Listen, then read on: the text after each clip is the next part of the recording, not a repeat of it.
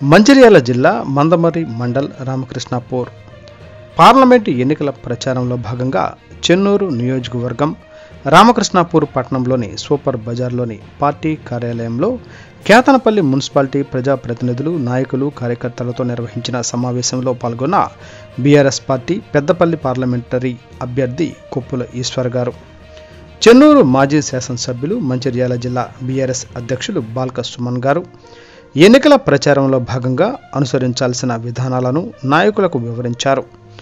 Parliamentary ఎన్నికల్లో BRS అభ్యర్థి కొప్పుల ఈశ్వర్ గారిని భారీ మెజారిటీతో గెలిపించాలని పిలుపునిచ్చారు.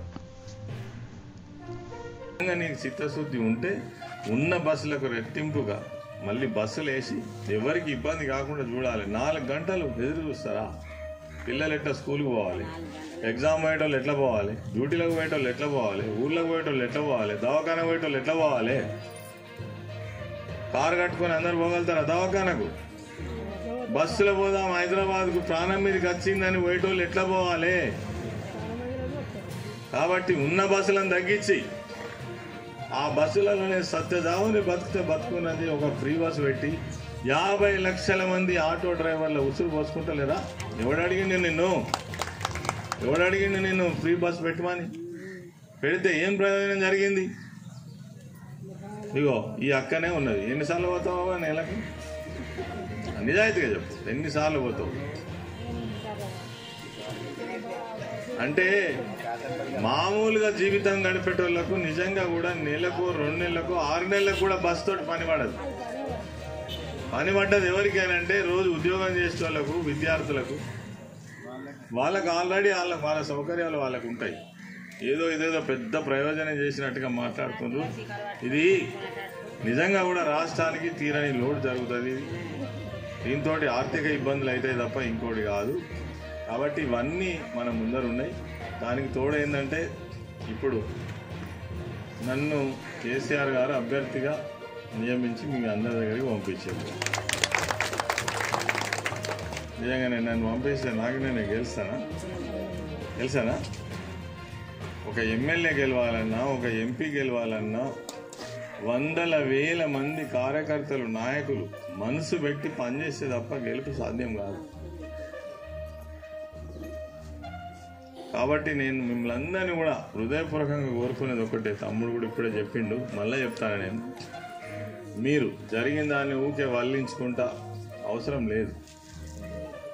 మీకు ఒక ఉదాహరణ ఏంటంటే, ఎప్పుడు చీకటి ఉండదు, ఎప్పుడు వెలుతురు ఉండదు. చీకటి ఉన్నదంటే దాని వెంబడే వెలుతురు ఉంటుంది. మీకు మీరు మొన్న ఓటమి అయిందంటే నెక్స్ట్ మీరు వచ్చేది గెలుపు కోసమే, ఇంకోటి దానికోసం కాదు. కాకపోతే ప్రయత్నంలో లోపం ఉండదు. అందరు చిత్తశుద్ధితోటి మీరు పనిచేయడం అంటే ఏంటంటే, ఎక్కడ కూర్చుంటే అక్కడ, ఎక్కడ ఉన్నోళ్ళు అక్కడ, ఏ ఊరోళ్ళు రావాలా, ఏ వాడలు రావాలా, అమ్మలక్కలు కూర్చున్న దగ్గర, ఉద్యోగం చేసే పని దగ్గర, మైండ్స్ దగ్గర ఈ చర్చ జరిగితే మీరు బ్రహ్మాండంగా ఈ ఎన్నికలలో మనం కావలసినంత ఓట్లను మనం సంపాదించుకోవచ్చు. ఎందుకంటే ప్రజలు ఆలోచిస్తారు మనం చెప్పడం వల్ల. లేకపోతే వాళ్ళకి తెలియదు, నిజమే కావచ్చు అనుకుంటారు. రేవంత్ రెడ్డి ముఖ్యమంత్రి మొత్తం అన్ని అమలు చేసినామని పత్రికలకు ఇచ్చేసిండు. అయినాయా? నాయకుడు, 100 కేసులలో ఉన్నటువంటి నాయకుడు మీ నాయకుడు, మామూలు మనిషి కాదు.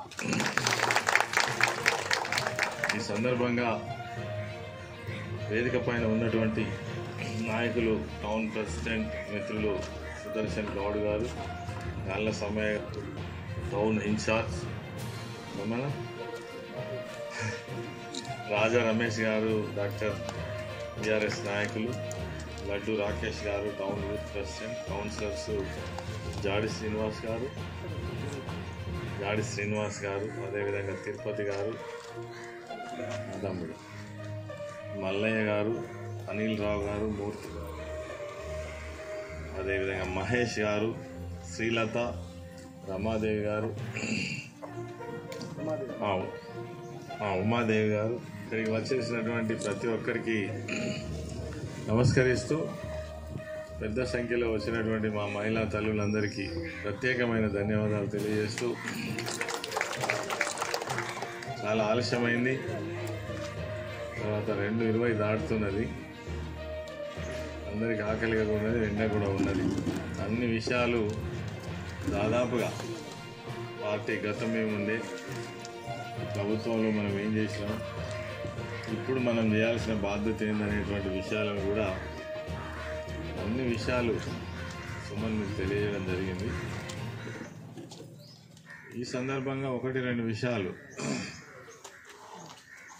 వాస్తవంగా ప్రభుత్వం ఒకసారి ఓడిపోవడం, ఒకసారి గెలవడం అనేటువంటిది సర్వసాధారణం. అయిపోయిందా?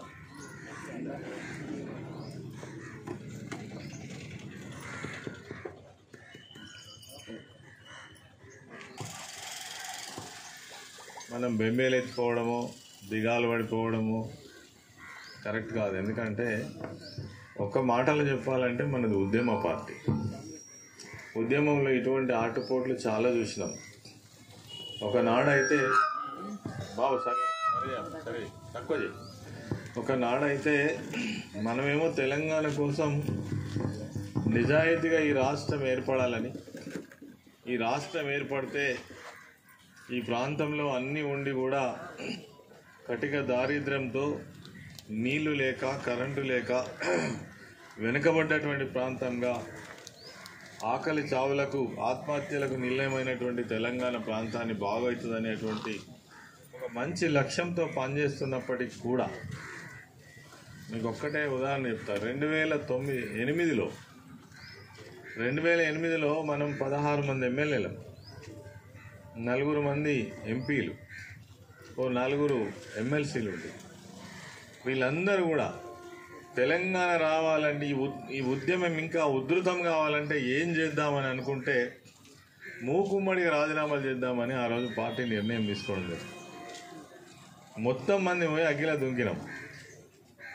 కానీ ఆ రోజు కూడా ప్రజలు ఎందుకు ఆలోచించారో ఏం ఆలోచించారో తెలియదు. కానీ అఖిల దుంకిన 16 మంది ఎమ్మెల్యేలు అయితే 7 బయటకు వచ్చారు, 4 ఎంపీలు అయితే 1 బయటకు వచ్చారు. అంటే ఒక్కొక్కసారి ప్రజల ఆలోచన విధానంలో మార్పు వచ్చినప్పుడు దాన్ని మనం స్వీకరించాలి. దాని తర్వాత వాళ్ళే తిరిగి మళ్ళీ ఆలోచిస్తారు. అయ్యో ఆ రోజు జరిగింది ఏదైతే ఉందో కొద్దిగా మనం సరిగా ఆలోచించలేదు, పొరపాటు జరిగినట్టున్నది, దాన్ని సరి చేసుకోవాలనేటువంటి ఆలోచన కూడా ప్రజల నుంచే వస్తుంది. వచ్చిన నాడు మాత్రం ఉప్పెనలాగా వస్తుంది. దాన్ని ఎవరు ఆపలేరు. అందుకే ఇది మనకు చిన్న స్పీడ్ బ్రేక్. ఇలా కార్యకర్తలు, నాయకులు కొంతమంది కలత చెందుతున్నారు, కొంతమంది ఏమో ప్రయాణం కడుతున్నారు, తట్టబుట్ట సర్దుకొని పార్టీ మారేతందు.